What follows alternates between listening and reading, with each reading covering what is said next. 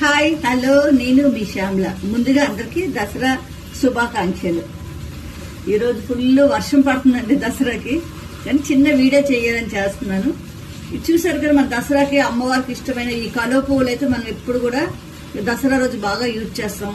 దీన్ని మేము చిన్నప్పుడు ఎలాగా దండలా చేసి అమ్మవారికి పెట్టేవాళ్ళం, మీకు చేసి చూపిస్తాను చూడండి. ఇలా కలువ ఇలా ఉండేది కదా, ఈ కాడని ఇలా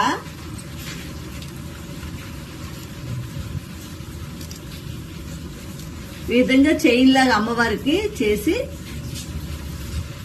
ఈ దండ రూపంలో అమ్మకు వేసేవాళ్ళం అనమాట. చాలా మందికి ఈ టిప్ తెలిసిందే, ఎవరికైనా తెలియని వాళ్ళు ఉంటారు కదా, వాళ్ళ కోసం ఈ చిన్నది ఎవరికైనా ఉపయోగపడుతుందని.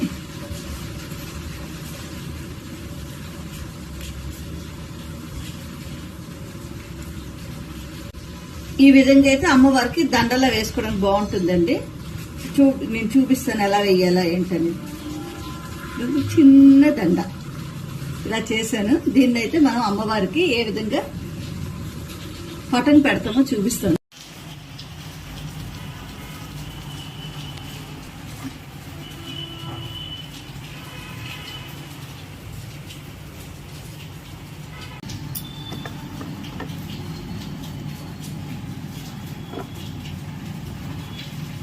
చక్కగా ఈ విధంగా అయితే దండలు వేసుకోవచ్చు.